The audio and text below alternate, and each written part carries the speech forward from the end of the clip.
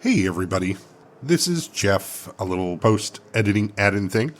So I tried something different with this episode. I'm trying to mix Lucious' story and Forza's story. So you'll hear the openings of both, and it'll bounce between each story throughout the episode. I think this should work. If it doesn't, let me know, and I won't try it again. Alright, thanks for listening. Bye.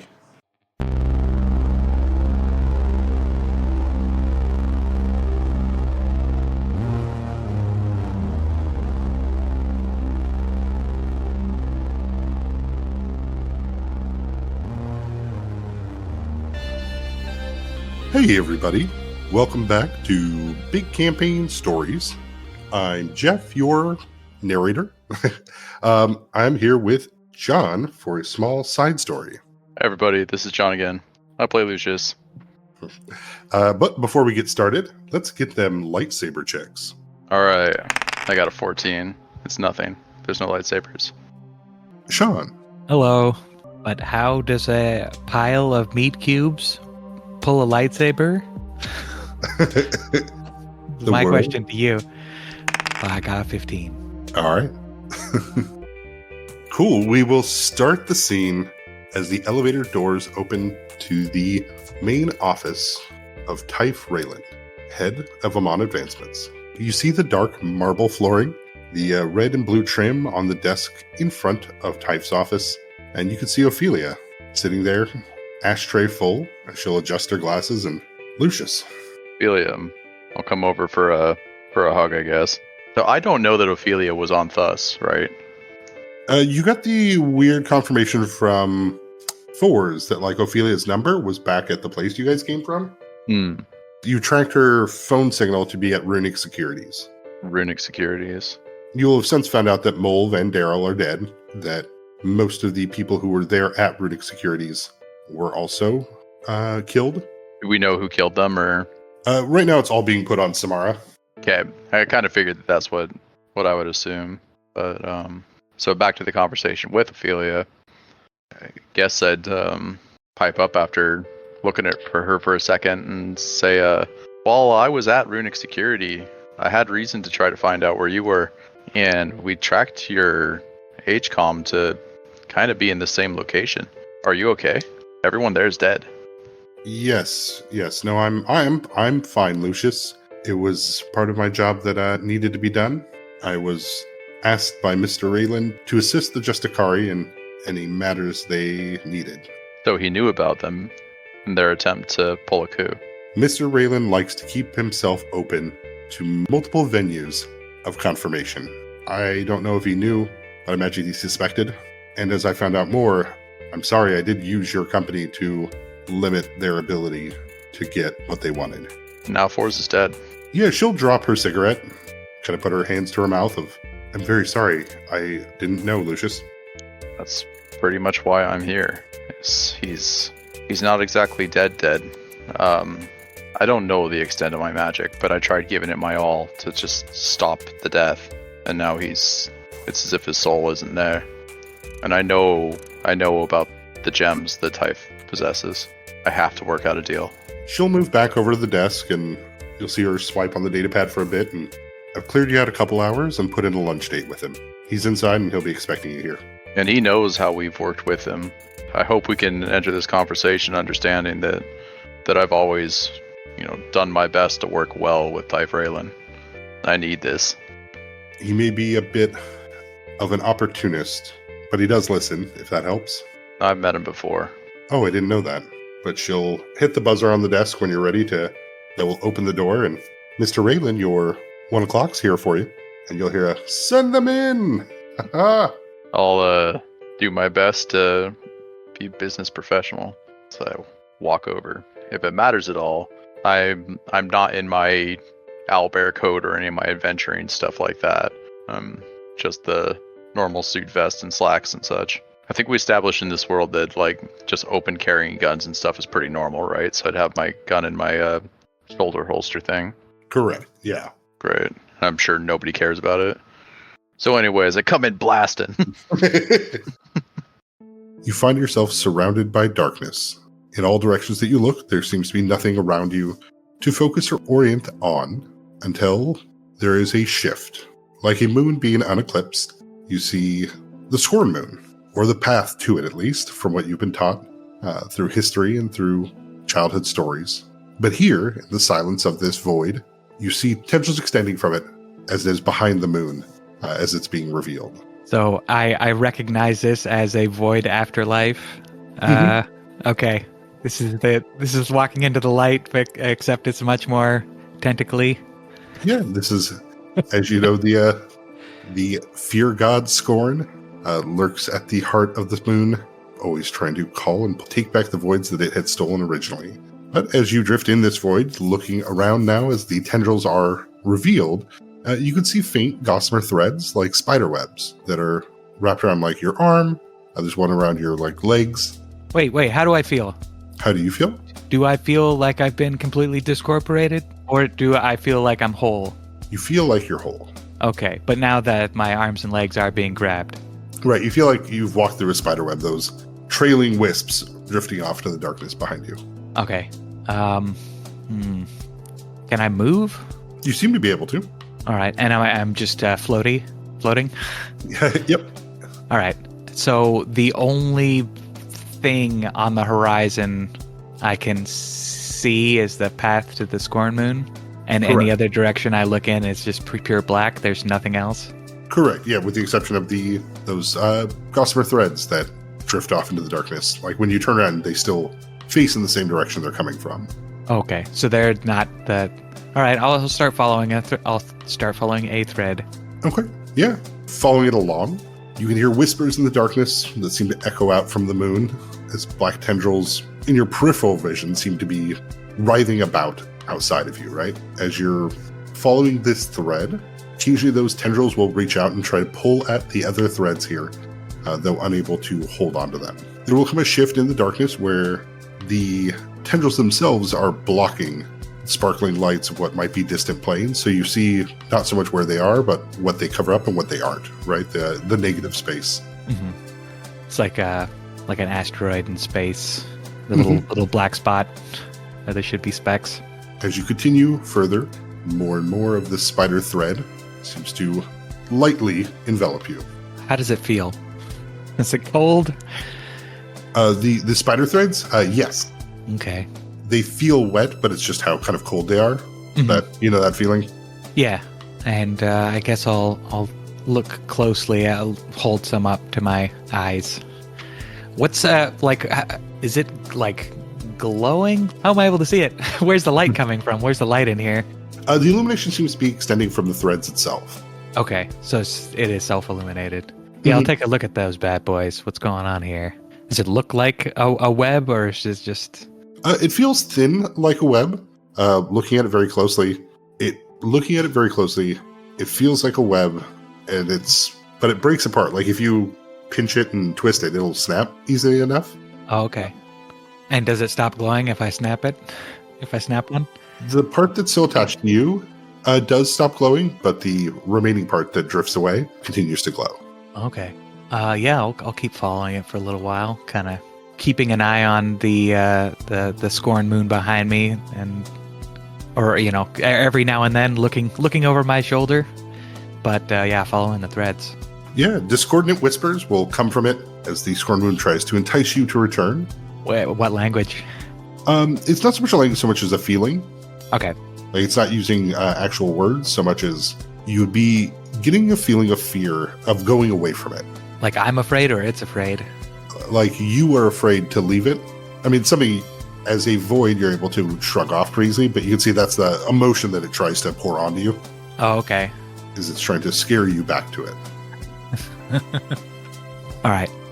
Yeah, I just kind of feel like I might as well look around while I'm here. Like I'm. It's not like that the bus is gonna leave or anything. Like it's not receding or there's no closing door. So I'm gonna keep on following the thread. The moon will still be there when I get back. Because there are lots of threads, right? Mm-hmm.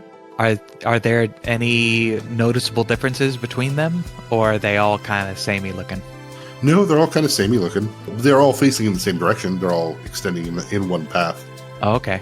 If I continue my sort of following along that line of vision, do I see anything significant on the horizon, or just sort of an indistinguishable sea of lights? Yeah, go ahead and give me your perception. Whoop. 21. You're far enough away now. It's all sea of lights behind you. You can see the faint dot where the scorn moon is and what it blocks, but of course not it, But in your perception of looking forward, as you're following the threads down, you'd see dimples, or you're seeing forms of light like mammatus clouds. Scoops of light and cloud are kind of forming as you're following the thread. The illumination coming from them, though, does feel familiar. Okay. Good familiar or bad familiar? Like, is it triggering some trauma, or is it like comforting, or something in between? It doesn't trigger any negative emotion. Mhm. More neutral. Okay. Yeah, I will. It just occurred to me. I'm gonna look down at myself and see if I can transform myself like I normally can. Like, do I look like myself? Yeah, I mean, you look like yourself, just wrapped in these threads, but you are able to transform yourself as you see fit, as you were before. Okay. Might even be a little bit easier here. Okay. Yeah. If I don't see anything else smaller to focus on, I think I'd probably just drift closer towards the clouds and get a closer look. The door opens as you step into Typh Raylan's office. Books line one side. Behind him is a massive window that looks out over the city. You'd see Duskblade Tower not too far off. Though the large window that he has that looks out over the city, you can see doubles over as a datapad screen. There are dozens of pictures of people, faces, and information about them. On the other side, looks like Typh has a extensive collection of old artwork and ancient weapons. He's sitting there at his desk, looking over his own datapad before looks up and sees you enter in. Lucious Estibold, right? If I recall. Looking over just the stuff coming into this room and slowly walking towards him, crack half a smile and, oh, you remember me. Yes, I believe you were that wonderful person who got me that painting that I wanted so bad. Is it up in this office? Yes. Then I'll be looking at it as he's mentioning that. Not to mention, from what I understand, I have you to thank for uncovering an attempt at my life, attempt to overthrow my advancements. And still slowly walking forward, I'll magically shift my chair, sorry, at his desk. Shift his chair. I'll give myself a seat. And you have always been a valued customer. My business thrives off of yours. So, of course, when I found that information, second to saving my own skin was to get it back to you. I guess it wouldn't be unfair to say I'm in your debt a little bit then. Such loyalty is hard to find, even from my own employees. Oh, do you do lunch, Mr. Estibold? I was looking over the books and there's a lot of breakfast expenditures, but I thought we could have a nice lunch. Yeah, let's have a nice lunch. Oh, yeah, never mind. He'll press a button and, Ophelia, could you send in the conjurationist? Thank you. You guys will wait around for a couple minutes before a human she'll walk in, dressed in professional Mon attire, with a book under her arm as she'll approach. And where to, Mr. Rayland? I was thinking Ovanus by Jin. What about you? Any place you'd like to go for lunch, Lucius? I'll defer to your better tastes. Very well. I think that'll be Ovanus, please, Rachel. Thank you. She will begin to cast a spell, of which will teleport both you and Typh to the Duskblade Tower into the fancy restaurant Ovanus by Jin. You can look out the window behind you and see Typh's office, or see the window where you just came from, as he'll... one of my favorite places. They let you pick your own animal to kill if you'd like. Think I'll be alright without that. All right. You know, I'm glad this worked. I was very embarrassed the first time I came here with your brother. I didn't know that man couldn't teleport. It was very awkward having to pay someone to drive him over here. Please, he'll walk up and you watch his waiters instinctively move to provide a path for you and Typh to get the best table, right? Good spot. You can see the Selene Mountains. You can look down across all the downtown business and fashion districts. As he'll, do you drink wine? I do. And he'll mention to the waiter, let's get a flight. Bring a few bottles over. And of course the menus. And the waiter will disappear before Typh lights a cigarette and smoke, Lucious? I don't. So, how can I help you? Passing into and through these clouds a bit. The light is extremely bright at first. And now you can kind of attach where you felt this before. Is kind of the same as when you applied that patch. Oh, okay. But yeah, the brilliant light kind of takes over as you feel yourself kind of flip over, or at least turn. You are on the ground standing looking in brilliant landscape that extends in all directions again. But you can see that those threads are still wrapped around you, still pulling down, not pulling you, but they're still drifting downward. But the large form that you saw before seems to be sitting down, facing away from you. And it will continue in that position for a moment before it turns around. Its faceless visage seems to see you as it does a quick double take. It looks back to where it was looking, as it doesn't get up, but it turns around to look in your direction and lead forward towards you. Hey, I'm dead now. The large form seems to tilt back its wide-brimmed hat and lean back as though it's taking that in, contemplating that. Yeah. Can I get a description on this wide-brimmed hat fella? Yeah, I think as described before, it's in this vast plane of information and light. This creature has a humanoid form, but you're seeing more of its effect on the area around it, right? It seems to be made of the negative space of this plane.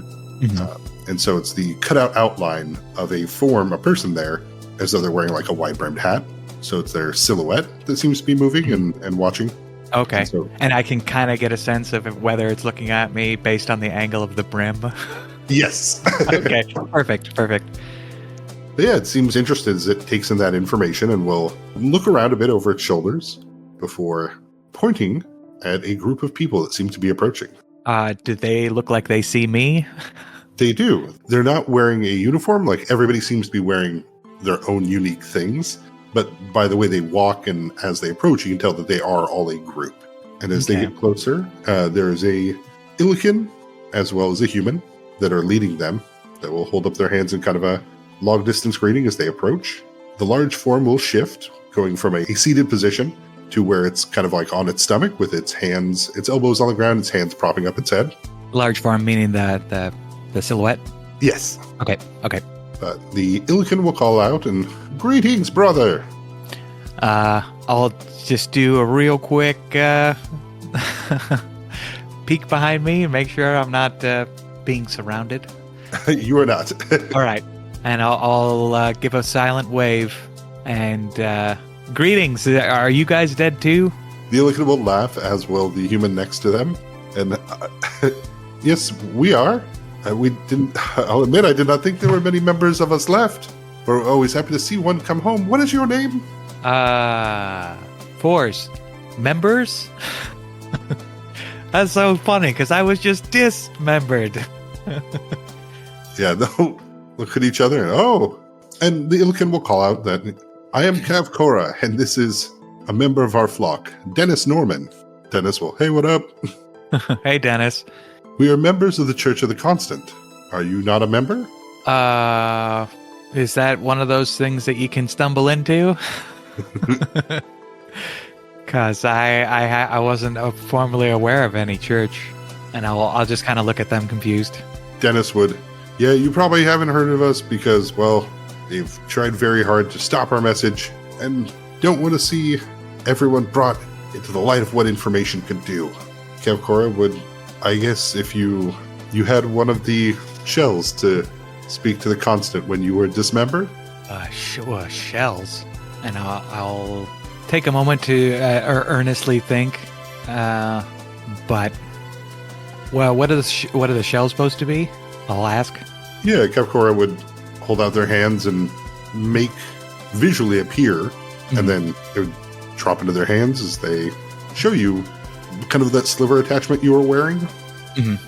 Oh, the one that I swiped from the Justicari? Yes. Okay.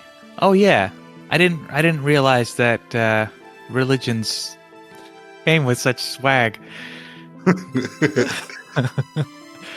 Yeah, I got one of those. Cav will look to Dennis as they do the mutual shoulder shrug. That would explain it. I was under the impression that the Justicari had confiscated all of those. Oh. Yeah, I got it from a safe room, from one of their storerooms. I thought that was tech that they were using. No, that belonged to us. It belonged to the Church of the Constant. It was a way for us to become part of the plane of information and for a chance to be reborn into the bodies of androids. Oh. So why are you guys still here? Are you guys waiting to get picked up? A few have gone. We all want to return to continue our quest to try to find the key for the Queen. But as it sits right now, it has been a while since our last member was taken. Oh, who was that? One of our younger clergy, but since we don't have access to our shells, we haven't had anybody be able to come back here. Oh. I'm going to try and access my sliver module and see if it's working in the way I would have expected it to. You're not wearing it until you reach up and kind of touch and it's there. Okay. There's nothing it can connect to. I've got a Bluetooth headset in the medieval ages. Yeah, I mean, everything you'd connect to is here, but it's more so that like it's like you're able to make it because it's something that you see in your head and it's something you know you would have, but it doesn't connect anything because it's not real. And so you can kind of get the idea of like, oh, if you like these people, like if you wanted to dress yourself, however, you could do it because that's how you see yourself. Sure. But it's not clothes, right? Yeah. Okay, so I guess I'm not fully clear then, guys. What do you want from me? Just to welcome me to the club? I mean, we thought you were a member, but I guess you don't have to be. We just hadn't seen anyone return. And I say, after the Justicari hunted us down, we didn't think there were any left. So we were, of course, surprised and willing to meet a fellow member, but that does not bind you to us in any way, of course. Huh. So how do you guys pass the time? Yeah, Cav will look around and a lot of reading. All of us seek the key for the Queen. Then the key to take to the Mobius Library, the last bastion of hidden knowledge. The only place that we could find out what happens in worlds or timelines outside of our own. But the key is somewhere on the plane. Hence why we seek these android bodies to give us the longevity to be able to find it. On the material plane. Yes, on the plane of Zelanis. Yeah. Well, shoot, guys, I wish I knew this before. Yeah, Dennis said, yeah, that's all right. Well, welcome to the Constant, man. Yeah, I'm going to look back towards the Scorn Moon. Yeah, it's just a single black dot in a sea of white. Okay. So, where is this place? Is just the...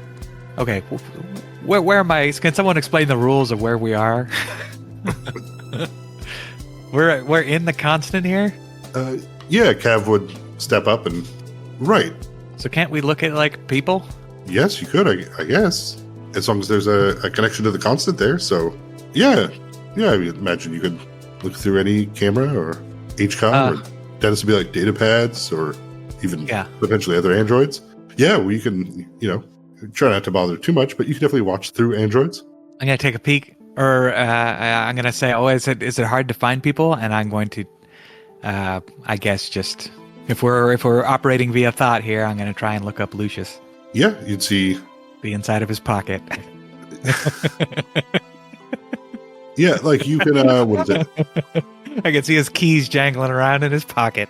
You look through the cameras at Olden's, and you can see Lucious holding on to parts of you as he seems to be pouring a lot of magic. That the parts are attaching somewhat.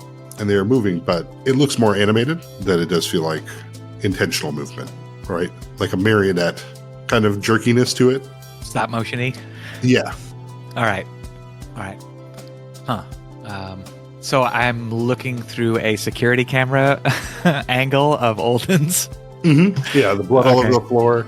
Keegan holding in his sides as Lucius is looks to be yelling as they're trying to channel magic into your body. All right. Don't waste your time, boys. I guess my field of vision is just going to start roaming around the area. I think I am familiar with the network of drones that are available. Yeah. You're able to quickly dash and dance upon the drones, looking out over the city. Yeah, I'm just gonna propel myself through the feeds and the devices. I think I'll try and find Daman, see what they're up to. Yeah, you'll see Daman sitting at a table with 4 other people as they're kind of chatting. Looks like they're kind of doing business, but they have a few cups of coffee in front of them. Okay. Do I recognize the people? Anyone I've seen before? No, looks like 2 humans that look kind of similar. Might be a father and daughter, as well as a Corlean and an android. All of them in fairly nice attire, but attire that looks similar to what you've seen Cesaro wear. Okay. Yep. So he's meeting with his employer at the moment, or they're excuse me. So they're meeting with their employer at the moment. Mm-hmm. Can I get audio? You cannot. Oh, actually, no. So you could get audio by looking out through the android who's sitting at the table there. Okay. Oh, so the android is connected to the constant? Are androids usually able to do like full sensory connection to the constant? They generally can't, but there's a part of them that's still tied to it. It's probably through the manufacturer. I see. Okay, yeah. I'll get in there. Let me get in there. You'll listen to Daman as voices kind of come into play. As Daman speaking to the older human of Lysander, it's nothing personal. I may have an offer, and of course you'll get back your refund for the appropriate amount. But I may not be able to complete this job currently. The daughter would. Well, we're really sad to hear that, Daman. We're going to need the weapon back then. And Daman would, yeah, of course, naturally, absolutely. The android seems to be kind of writing down notes. Like occasionally they look down and you see that they seem to be suspicious of Daman, of what would cause this. But the Corlean seems to be fairly uninterested in it. In the conversation and kind of what's happening. Okay. And this would be an odd moment to notice. Their drone is not connected to the constant. Okay. It appears that their drone may be their Alfier. Oh, okay. Oh, sentient drone. Okay. Interesting. But they will continue to talk back and forth. It shifts from work talk to more Lysander, at least the name you got for the older gentleman. How much he just kind of doesn't like this city versus the Corlean, which from what you get at least their last name is Shatter. Okay. Shatter and S4 are both enjoying the city quite a bit, but the daughter seems to be overall ready to get this done, or at least the way her words come across is that she's doing this obviously as part of the group, but is ready for this mission to be changed so they can begin next steps. They will all acknowledge that once Magnus returns and gives us the secrets, that we can return back to Corsia or make the Perpetuals into something that will stand the test of time. And Damon's like, yeah, that sounds great. Good for you guys. Yeah. Can I get? Oh, okay. Yeah, you said it's not connected to the constant. I can't peek into the drone at all. Mm-mm. Well, shoot. If it's a factory setting thing, I was thinking I'll think of all the androids I can spy on. I was thinking of checking in with Dash, and then maybe Gavin Tech, or he's not as a Mariat. He's not connected. Correct. Yeah, he's not connected. Yeah, but he's surrounded by a bunch of drones that are. Correct. Yeah. Yeah, I could spy on him from any number of his security droids. Yeah. Huh. So, and then I will kind of like pop my head up from. Does my snooping actually like physically take me around the Sea of Light, or am I still around the? No, you're still sitting here, and Kavkora and Dennis are. All right. Yeah, when I kind of like lift my consciousness back up to my surrounding of these guys, I'll be like, So is one of your guys' tenants like not is like a privacy thing? Why are you guys not watching people? Well, we watch people that we have the permission of. Oh, how do you get permission? Well, like the members that are reborn. Oh, I see. Mhm. Wait. So who's? So I'm not supposed to be doing this? Who? Yeah, I mean they'll look at each other. You are not a member of the Church of the Constant, so we cannot tell you how to act. So what agents you got out there right now? None? Yeah, Dennis will.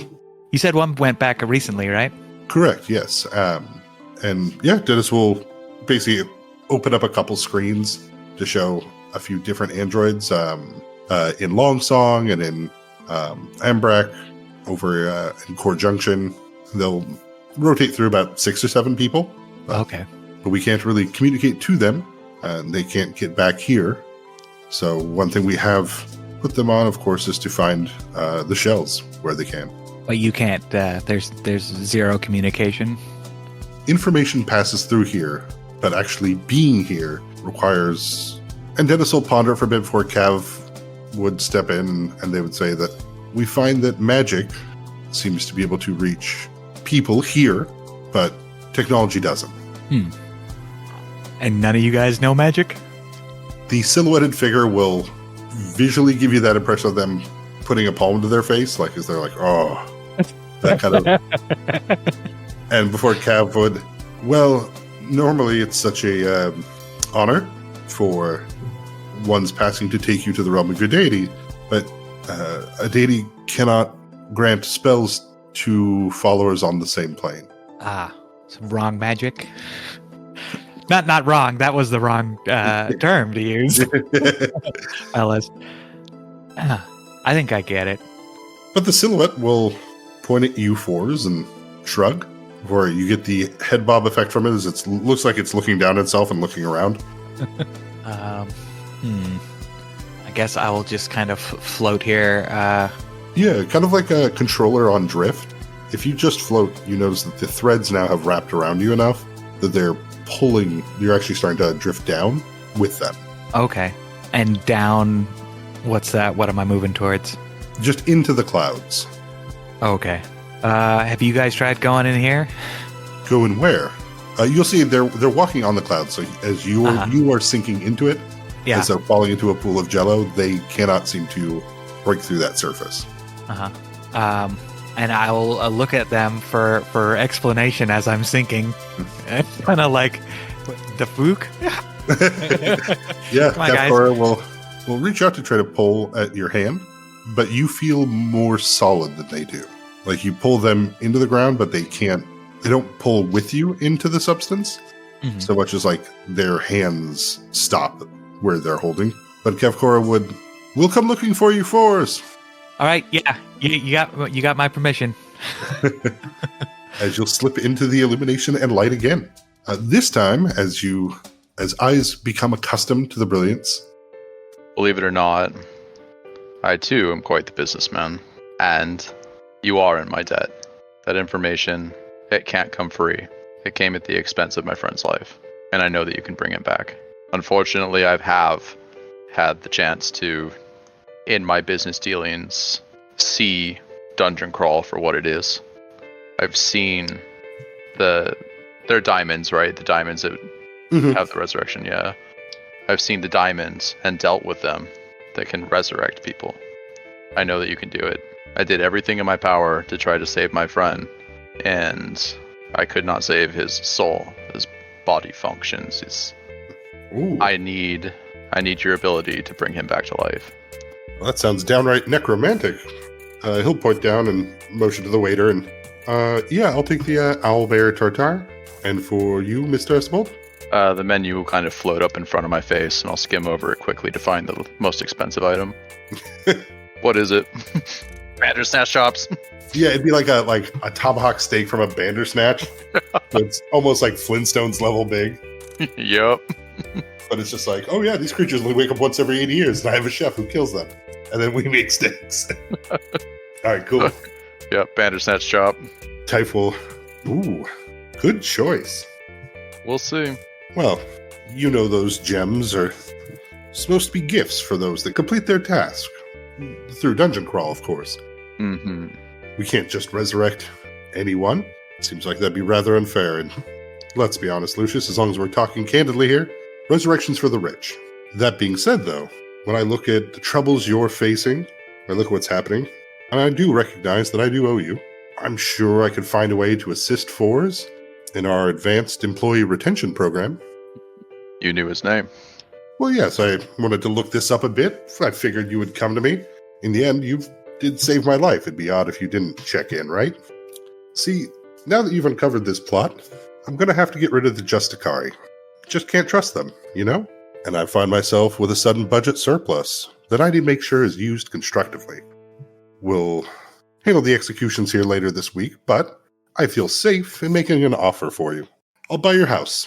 Deed and all, your war is now my war. And, with bold requisitions being a part of Amon Advancements, well, your family here. And I can extend our vast resources to make sure that Fours comes back. My house, my family, Matilda, Xavier, they stay independent. You get my house at your service. Your house and you, and your team, correct? Absolutely. I can leave Xavier and Matilda out of this. They don't have anything that I want. And I see no reason to spoil this friendship that we're about to have. You're joining the team. He'll wave over to one of the waiters that sat you all, and she'll put down a contract in front of you, signing away your house, as well as employee rights to Amon Advancements.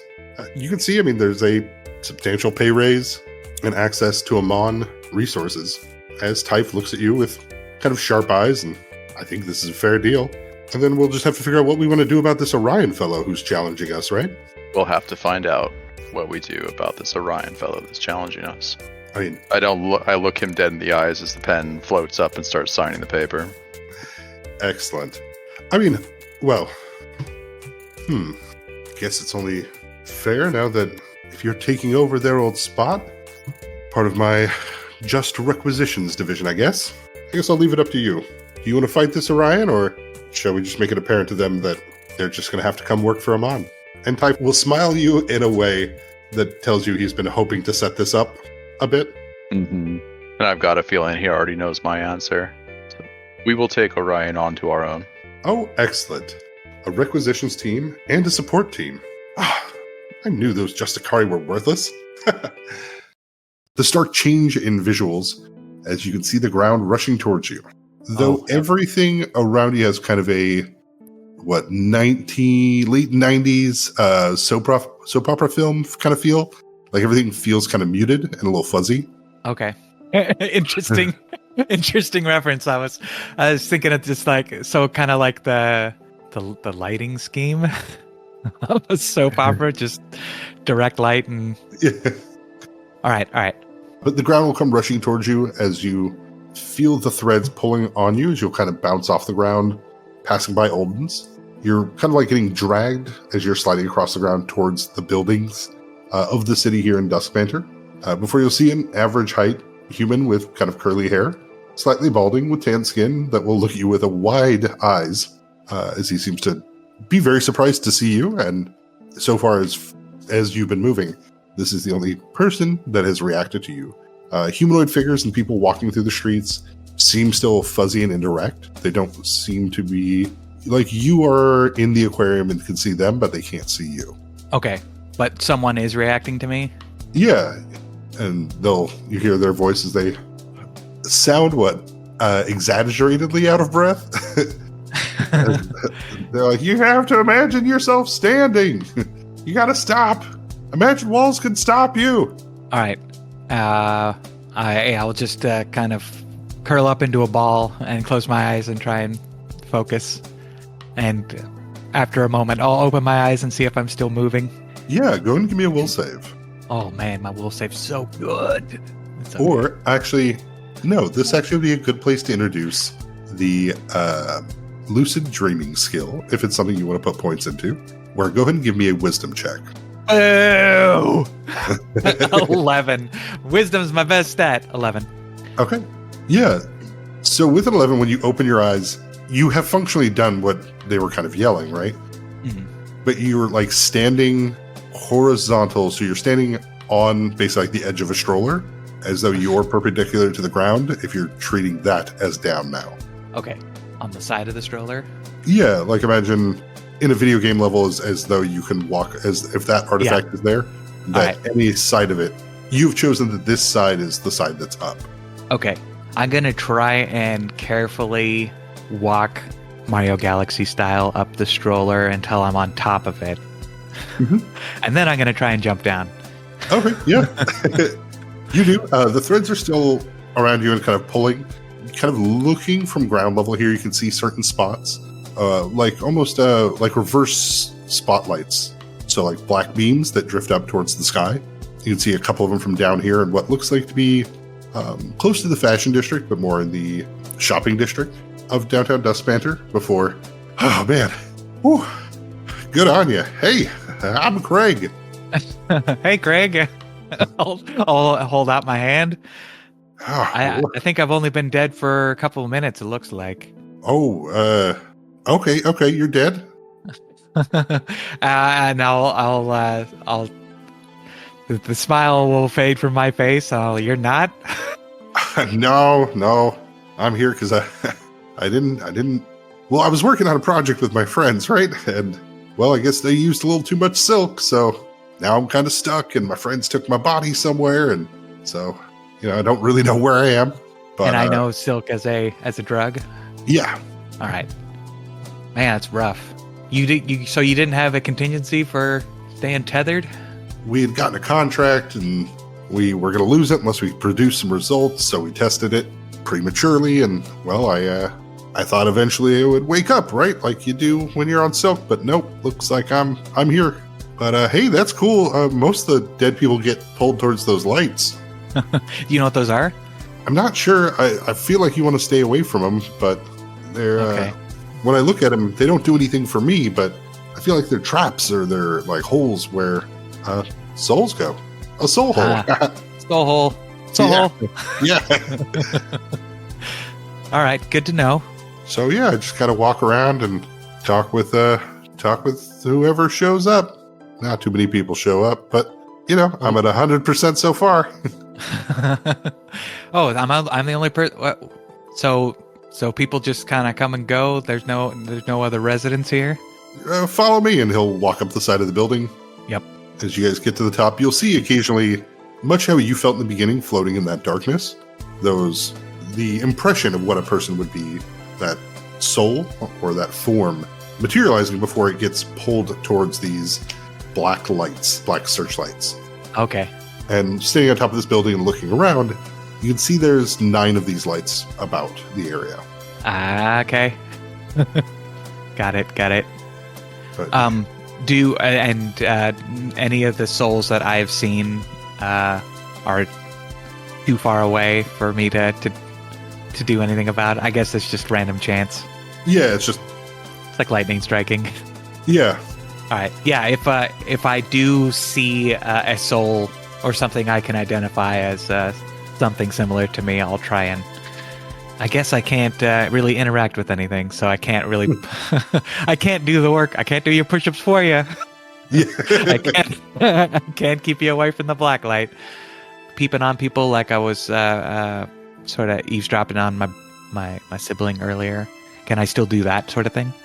You cannot. Oh, bummer. I realized after I sank down, I was like, oh, if I can still do that, I want to see what Gene is up to.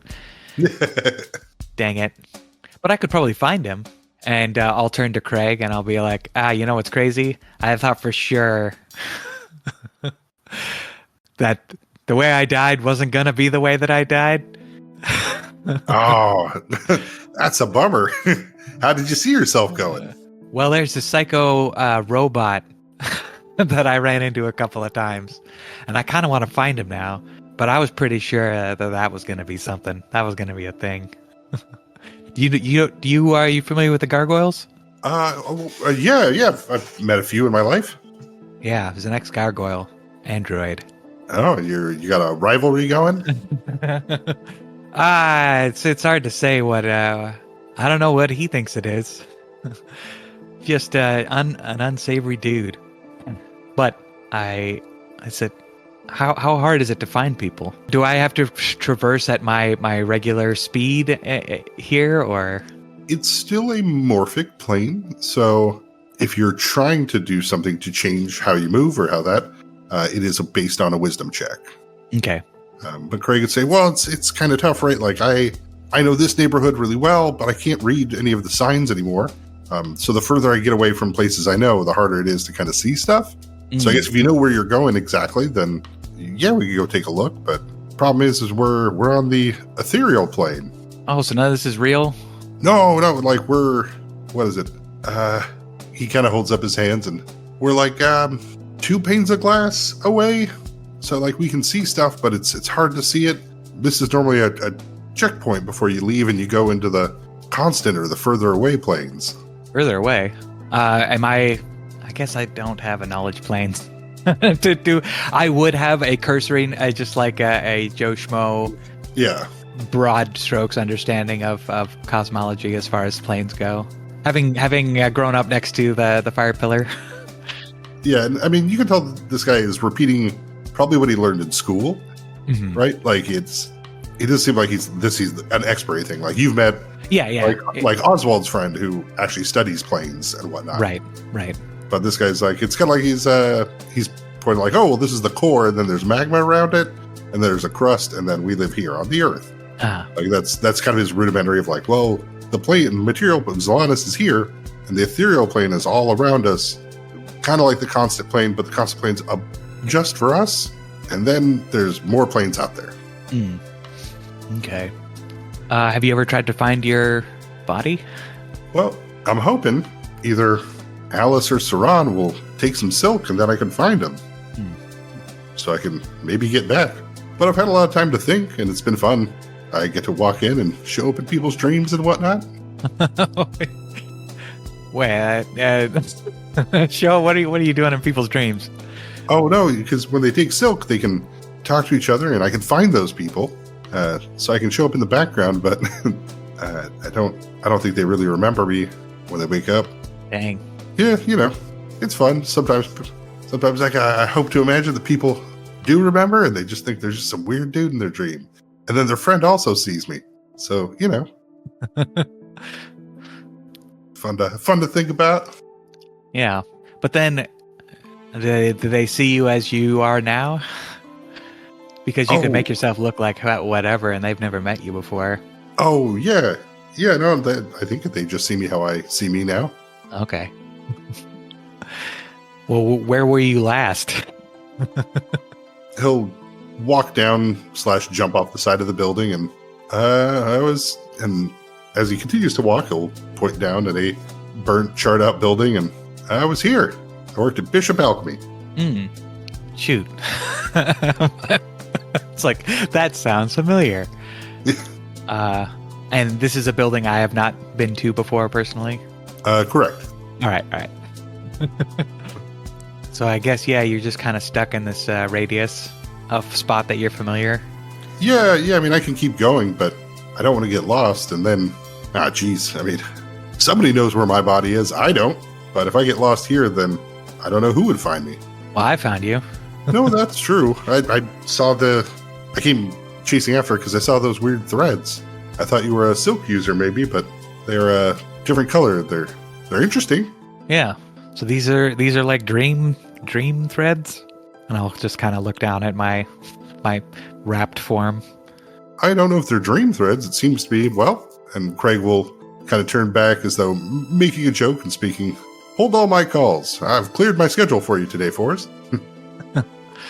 Let's follow these down. All right, and I'll lead the way. I'll look back to him like, I mean, what do you got to lose, right? I mean, you'd say you're lost, but you're already lost, right? Right. I mean, maybe they go somewhere helpful.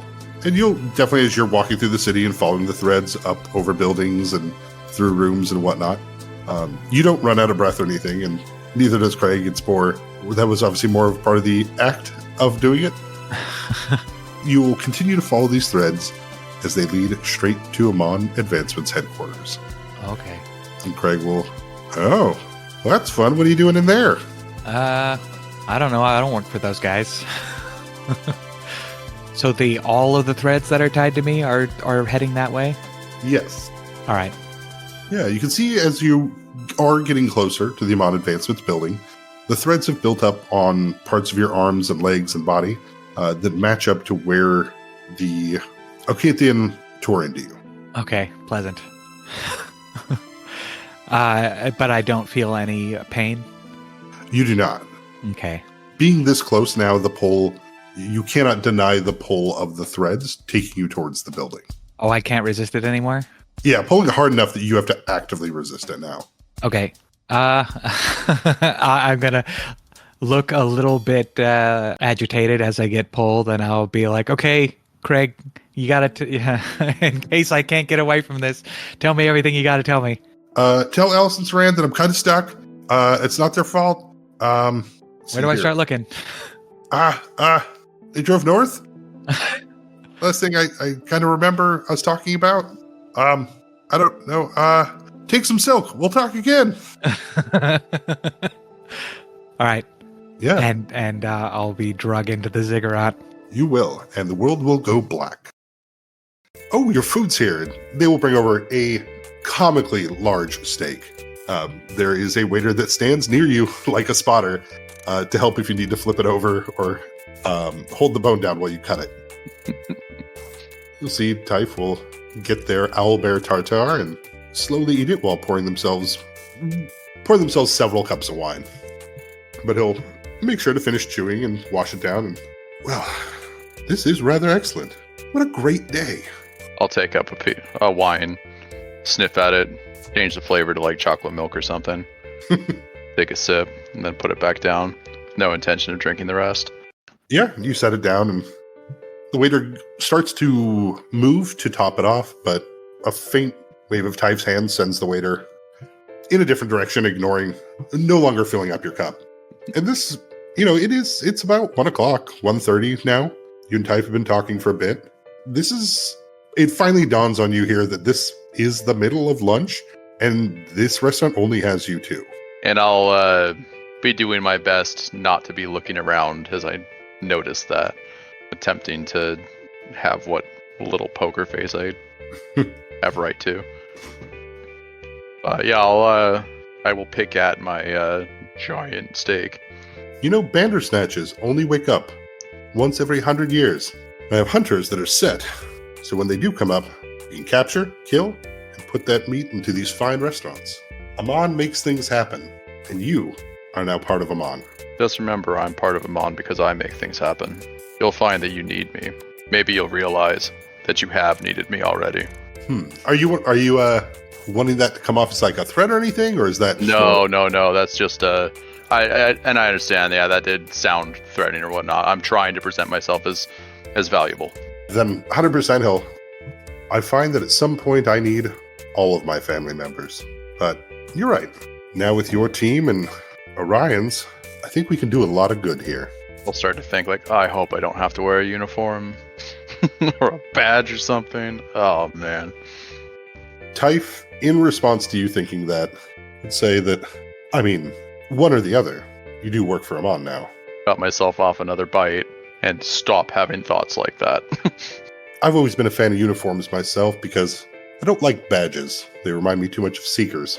But I understand the need to maintain your own style and authority. Agency, that's what you people call it. We'll have badges made up if you'd like. Are you taking the rest of your giant steak home in a doggy bag? No, I think I've had enough of it. Yeah, Typh. Sometimes people's eyes are bigger than their stomach. They bite off a little too much. But you've had a rough couple weeks. Keegan should be getting out of the hospital here soon, I hope. Why don't you take a week off before you start? Let the rest of the group know, and do you want to go tell Orion, or shall I send a messenger? I'll tell Orion. Excellent. This feels different from the first time, waking up in the darkness. The light that is on you is bright, but with an orange tint to it. The room smells sterile of medical equipment, and there's several forms and lab coats with dark blue and red striping down the side of their coats, checking their data pads. One leans over to another one. The Kinsai device worked flawlessly. Before they will approach you fours, your body feels moist and cold. You feel like there's, slushy stuck to you in certain spots that's kind of dripping off. Before this medical employee leans close to you, You can see brown eyes with a gold pattern on each of the irises that show that they've had some tech enhancements done, as they will pull down their mask. Typhel put out his hand as you are all standing there on the open floor of this fine restaurant, as the waiters are all lined up, ready to serve your whim if needed. And I shake it. Welcome to the Amon family. Glad to be part of the winning team. On behalf of Amon Advancements and Ty Fralin personally, I want to officially welcome you back to work. Fuck.